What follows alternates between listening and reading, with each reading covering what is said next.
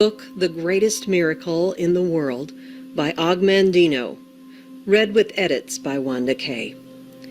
Take counsel. He hears your cry.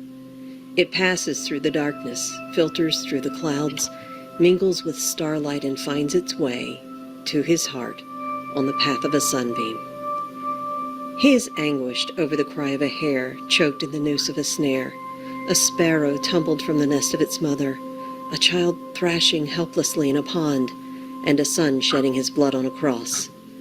Know that he hears you also. Be at peace. Be calm. He brings the relief for your sorrow, for he knows its cause and its cure. You weep for all your childhood dreams that have vanished with the years. You weep for all your self-esteem that has been corrupted by failure. You weep for all your potential that has been bartered for security. You weep for all your talent that has been wasted through misuse. You look upon yourself with disgrace, and you turn in terror from the image you see in the pool. Who is this mockery of humanity staring back at you with bloodless eyes of shame?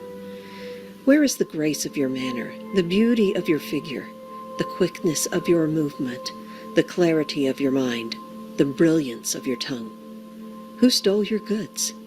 Is the thief's identity known to you, as it is to me? Once you placed your head in a pillow of grass in your father's field, and looked up at a cathedral of clouds, and knew that all the gold of Babylon would be yours in time. Once you read from many books, and wrote on many tablets, convinced beyond any doubt that all the wisdom of Solomon would be equaled and surpassed by you. And the seasons would flow into years until, lo, you would reign supreme in your own Garden of Eden. Dost thou remember who implanted those plans and dreams and seeds of hope within you? You cannot. You have no memory of that moment when first you emerged from your mother's womb. He placed his hand on your soft brow, and the secret he whispered in your small ear when he bestowed his blessings upon you. Remember the secret? You cannot. The passing of years have destroyed your recollection, for they filled your mind with fear and doubt and anxiety and remorse and hate, and there is no room for joyful memories where these beasts habitate. Weep no more. He's with you, and this moment is the dividing line of your life. All that is gone before is like unto no more than the time you slept within your mother's womb. What is past is dead. Let the dead bury the dead. This day you return from the living dead. This day, like unto Elijah with the widow's son, he stretches himself upon thee 3 times, and you live again. This day, like unto Elisha with the Shunammite son, he puts his mouth upon your mouth, and his eyes upon your eyes, and his hands upon your hands, and your flesh is warm again. This day, like unto Jesus at the tomb of Lazarus, he commanded you to come forth, and you will walk from your cave of doom to begin a new life. This is your birthday. This is your new date of birth. Your first life, like unto a play of the theater, was only a rehearsal, but this time the curtain is up. This time the world watches and waits to applaud. This time you will not fail. Light your candles. Share your cake. Pour the wine. You have been reborn. Like a butterfly from its chrysalis you will fly. Fly as high as you wish, and neither the wasps, nor dragonflies, nor mantids of mankind shall obstruct your mission or your search for the true riches of life. Feel his hand upon thy head. Attend to my wisdom. Let me share with you again the secret you heard at your birth and forgot. You are his greatest miracle. You are the greatest miracle in the world. Those were the words you first heard, and then you cried. They all cry. You did not believe him then, and nothing has happened in the intervening years to correct your disbelief. For how could you be a miracle when you consider yourself a failure at the most menial of tasks? How can you be a miracle when you have little confidence in dealing with the most trivial of responsibilities? How can you be a miracle when you're shackled by debt and lie awake in torment over whence will come tomorrow's bread? Enough. The milk that is spilled is sour. Yet how many prophets, how many wise men, how many poets, how many artists, how many composers, how many scientists, how many philosophers and messengers has he sent with word of your divinity, your potential for godliness, and the secrets of achievement? How did you treat them? Still, he loves you, and he is with you now, through these words, to fulfill the prophet who announced that the Lord shall set his hand again the second time to recover the remnant of his people. And he has set his hand again. This is the second time. You are his remnant. It is of no avail to ask, haven't you known? Haven't you heard? Hasn't it been told you from the beginning? Haven't you understood from the foundations of the earth? You have not known. You have not heard. You have not understood. You've been told that you are divinity in disguise, a god playing a fool. You've been told that you are a special piece of work, noble in reason, infinite in faculties, express and admirable in form, and moving like an angel in action, like a god in apprehension. You have been told that you are the salt of the earth. You were given the secret even of moving mountains, of performing the impossible. You believed no one. You burned your map to happiness. You abandoned your claim to peace of mind. You snuffed out the candles that had been placed along your destined path of glory. And then you stumbled, lost and frightened in the darkness of futility and self-pity until you fell into a hell of your own creation. Then you cried and beat your breast and cursed the luck that had befallen you. You refused to accept the consequences of your own petty thoughts and deeds, and you searched for a scapegoat on which to blame your failure. How quickly you found one. You blamed God. You cried that your handicaps, your mediocrity, your lack of opportunity, your failures were all the will of God, and you were wrong. Let us take inventory. Let us first call a roll of your handicaps, for how can he ask you to build a new life lest you have the tools? Are you blind? Does the sun rise and fall without your witness? No. You can see, and the 100 million receptors he's placed in your eyes enable you to enjoy the magic of a leaf, a snowflake, a pond, an eagle, a child, a cloud, a star, a rose, a rainbow, and the look of love. Count one blessing. Are you deaf? Can a baby laugh or cry without your attention? No, you can hear, and the 24,000 fibers he has built in each of your ears vibrate to the wind in the trees, the tides on the rocks, the majesty of an opera, a robin's plea, children at play, and the words I love you. Count another blessing. Are you mute? Do your lips move and bring forth only spittle? No, you can speak, and as no other of his creation, and your words can calm the angry, uplift the despondent, goad the quitter, cheer the unhappy, warm the lonely, praise the worthy, encourage the defeated, teach the ignorant, and say, I love you. Count another blessing. Are you paralyzed? Does your helpless form despoil the land? No, you can move. You're not a tree condemned to a small plot while the wind and world abuses you. You can stretch and run and dance and work, for within you he has designed 500 muscles, 200 bones, and 7 miles of nerve fiber, all synchronized by God to do your bidding. Count another blessing. Are you unloved and unloving? Does loneliness engulf you night and day? No. No more, for now you know love's secret, that to receive love, it must be given with no thought of its return. To love for fulfillment, satisfaction, or pride is no love. Love is a gift on which no return is demanded. Now you know that to love unselfishly is its own reward. And even should love not be returned, it is not lost, for love not reciprocated will flow back to you and soften and purify your heart. Count another blessing. Count twice. Is your heart stricken? Does it leak and strain to maintain your life? No, your heart is strong. Touch your chest and feel its rhythm, pulsating, hour after hour, day and night, 36 million beats each year, year after year, asleep or awake, pumping your blood through more than 60,000 miles of veins, arteries, and tubing, pumping more than 600,000 gallons each year. Man has never created such a machine. Count another blessing. Are you diseased of skin? Do people turn in horror when you approach? No. Your skin is clear and a marvel of creation, needing only that you tend it with soap and oil and brush and care. In time, all steels will tarnish and rust, but not your skin. Eventually, the strongest of metals will wear with use, but not that layer that he has constructed around you.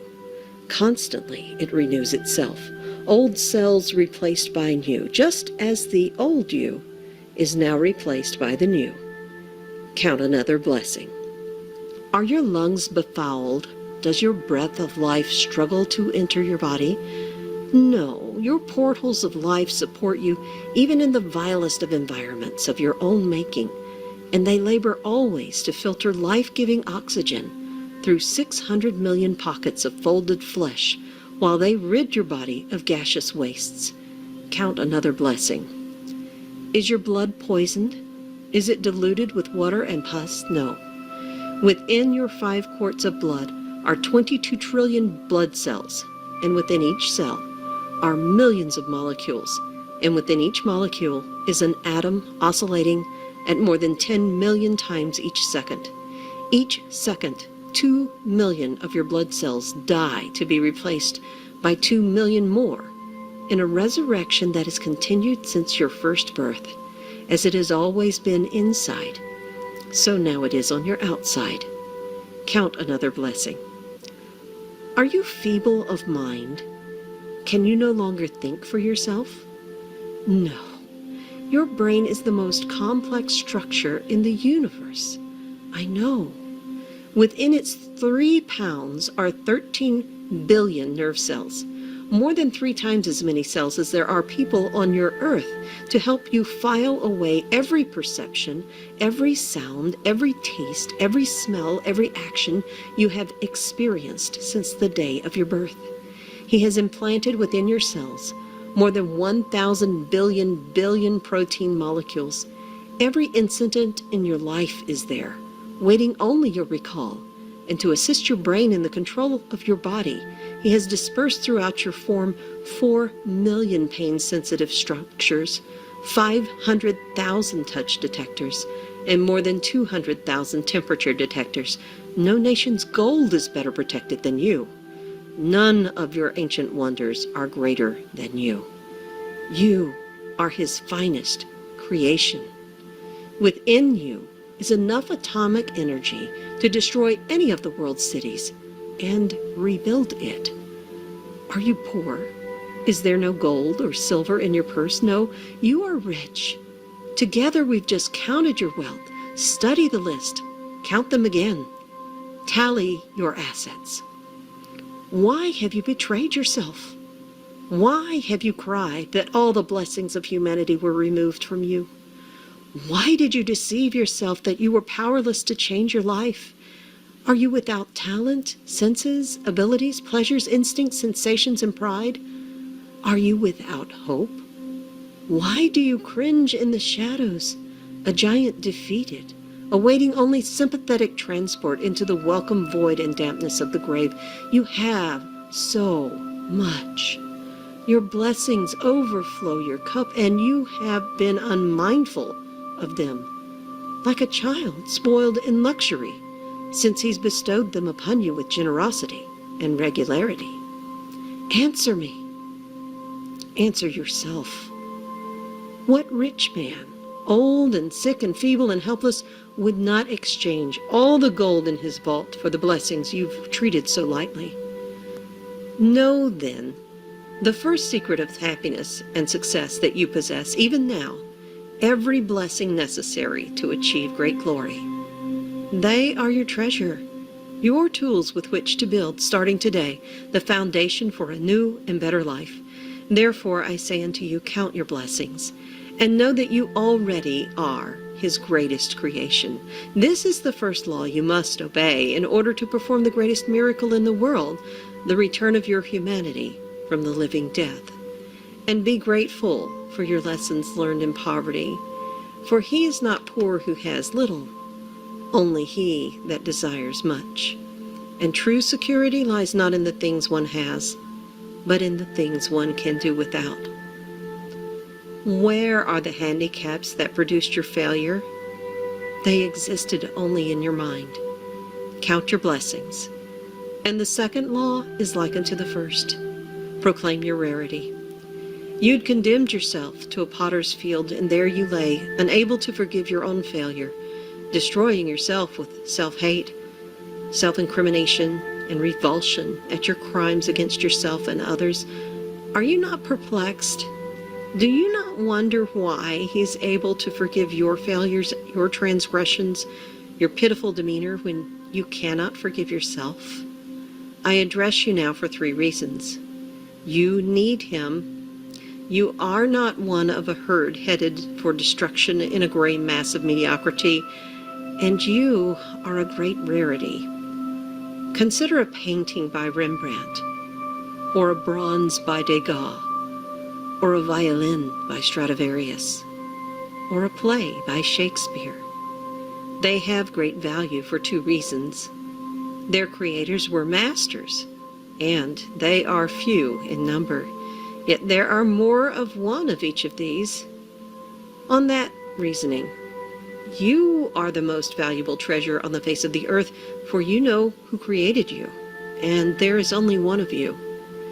Never in all the 70 billion humans who've walked this planet since the beginning of time has there been anyone exactly like you. Never until the end of time will there be another such as you. You have shown no knowledge or appreciation of your uniqueness, yet you are the rarest thing in the world. From your Father in His moment of supreme love flowed countless seeds of love, more than 400 million in number. All of them, as they swam within your mother, gave up the ghost and died, all except one. You. You alone persevered within the loving warmth of your mother's body, searching for your other half, a single cell from your mother, so small that more than 2 million would be necessary to fill an acorn shell. Yet despite impossible odds, in that vast ocean of darkness and disaster, you persevered, found that infinitesimal cell, joined with it, and began a new life. Your life. You arrived, bringing with you, as does every child, the message that God has not yet been discouraged of man. 2 cells now united in a miracle. 2 cells, each containing 23 chromosomes, and within each chromosome, hundreds of genes which would govern every characteristic about you, from the color of your eyes to the charm of your manner, to the size of your brain. With all the combinations at His command, beginning with that single sperm from your father's 400 million, through the hundreds of genes in each of the chromosomes that your mother and father, He could have created 300,000 billion humans, each different from the other. But who did He bring forth? You. One of a kind, rarest of the rare, a priceless treasure, possessed of qualities in mind and speech and movement and appearance and actions as no other who has ever lived, lives, or shall live. Why have you valued yourself in pennies when you are worth a king's ransom? Why did you listen to those who demeaned you? And far worse, why did you believe them? Take counsel. No longer hide your rarity in the dark. Bring it forth. Show the world. Strive not to walk as your brother walks, nor talk as your leader talks, nor labor as do the mediocre. Never do as another. Never imitate. For how do you know that you may not imitate evil? And he who imitates evil always goes beyond the example set, while he who imitates what is good always falls short. Imitate no one. Be yourself. Show your rarity to the world, and they will shower you with gold. This, then, is the second law. Proclaim your rarity. And now you've received 2 laws. Count your blessings. Proclaim your rarity. You have no handicaps. You are not mediocre. You nod. You force a smile. You admit your self-deception, but what of your next complaint? Opportunity never seeks thee? Take counsel, and it shall come to pass, for now I give you the law of success in every venture. Many centuries ago, this law was given to your forefathers from a mountaintop. Some heeded the law, and lo, their life was filled with the fruit of happiness, accomplishment, gold, and peace of mind. Most listened not, for they sought magic means, devious routes, or waited for the devil called luck to deliver them the riches of life. They waited in vain, just as you waited, and then they wept, blaming their lack of fortune. The law is simple.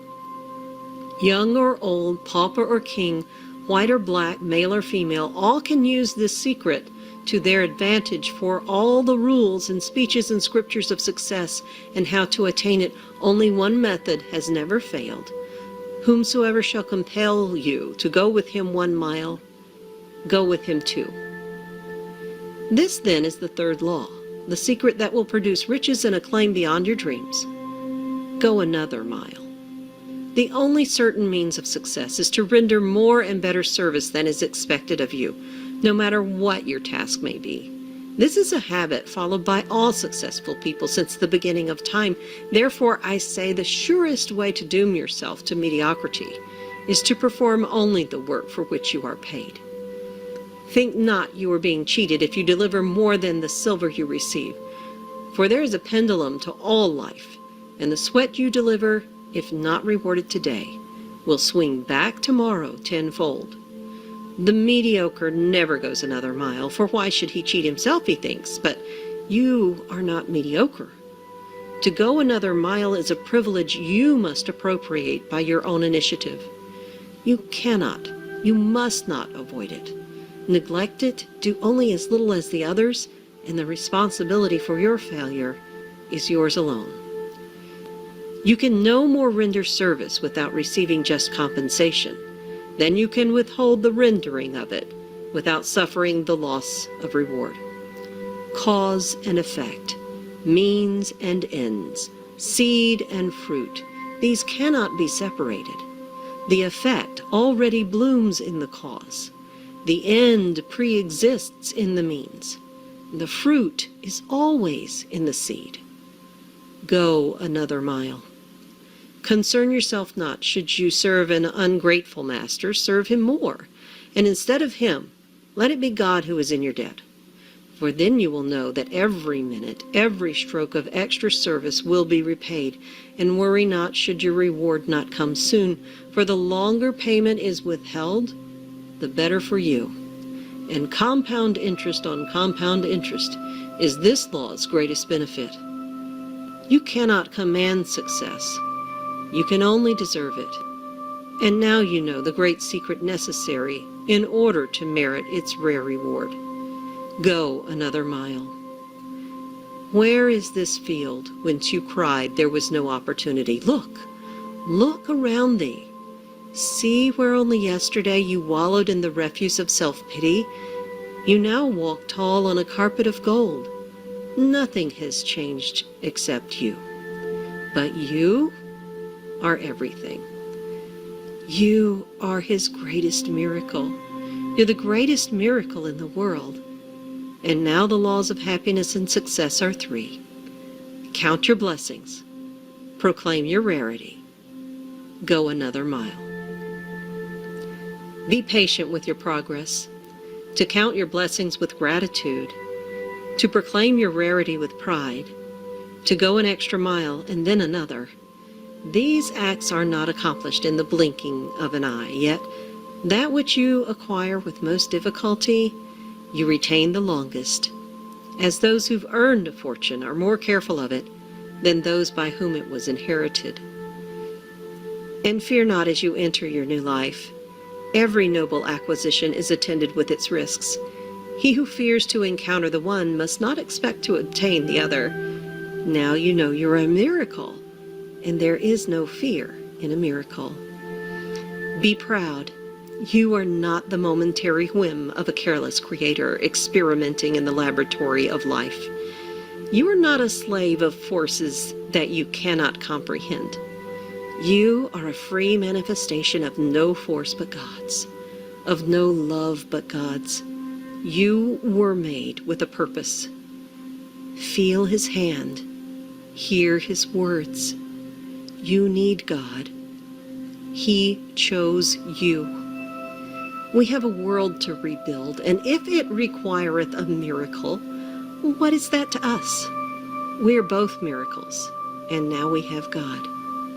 Never has He lost faith in you since that day when He first spun mankind from a giant wave and tossed him helplessly on the sand so long ago. There were many models, shapes, sizes before He reached perfection in man. He made no further effort to improve on mankind in all these years, so how could He improve on a miracle? Man was a marvel to behold, and God was pleased. He gave humanity this world and dominion over it. Then, to enable you to reach your full potential, He placed His hand upon you once more and endowed you with powers unknown to any other creature in the universe, even unto this day. He gave you the power to think. He gave you the power to love. He gave you the power to will. He gave you the power to laugh. He gave you the power to imagine. He gave you the power to create. He gave you the power to plan.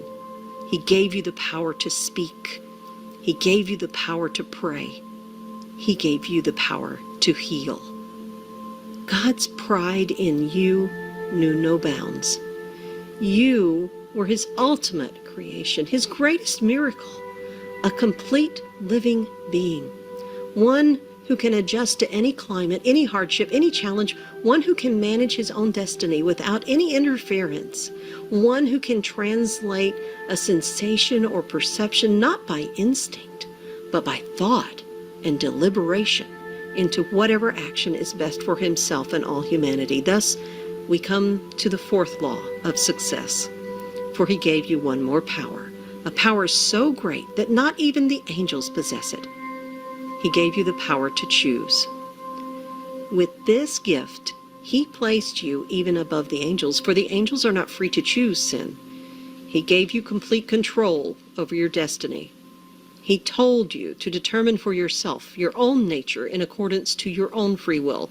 Neither heavenly nor earthly in nature, you were free to fashion yourself in whatever form you preferred. You had the power to choose to degenerate into the lowest forms of life, but you also have the power, out of your soul's judgment, to be ennobled, to choose higher, greater, and embrace the divine. He's never withdrawn your great power, the power to choose. What have you done with this tremendous force? Look at yourself. Think of the choices you've made in your life and recall now those bitter moments when you would fall on your knees if only you had the opportunity to choose again. What is past is past. And now you know the 4th great law of happiness and success. Use wisely your power of choice. Choose to love rather than hate. Choose to laugh rather than cry. Choose to create rather than destroy. Choose to persevere rather than quit. Choose to praise rather than gossip. Choose to heal rather than wound. Choose to give rather than steal. Choose to act rather than procrastinate. Choose to grow rather than rot. Choose to pray rather than curse. Choose to live rather than die.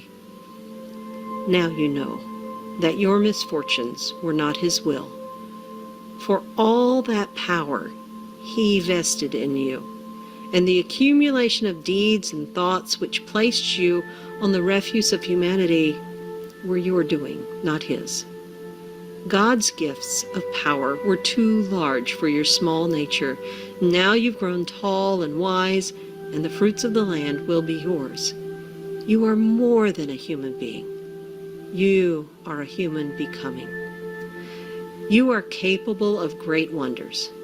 Your potential is unlimited. Who else among his creatures has mastered fire? Who else among his creatures has conquered gravity, has pierced the heavens, has conquered disease and pestilence and drought?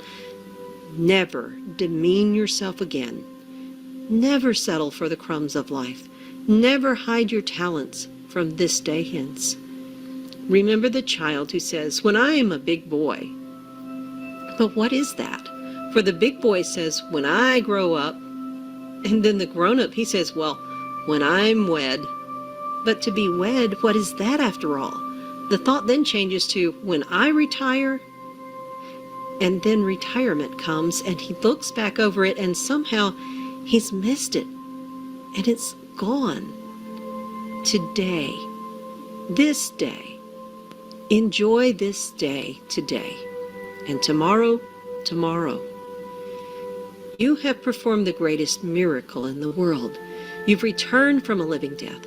You will feel self-pity no more, and each new day will be a challenge and a joy. You've been reborn. But just as before, you can choose failure and despair, or success and happiness. The choice is yours. The choice is exclusively yours. He can only watch us before in pride or sorrow. Remember then the 4 laws of happiness and success. Count your blessings, proclaim your rarity, go another mile, use wisely your power of choice. And one more, to fulfill the other 4. Do all things with love. Love for yourself, love for all others, and love for God. Wipe away your tears. Reach out, grasp his hand, and stand straight. Let's cut away the grave claws that have bound you. This day you've been notified. You are the greatest miracle in the world.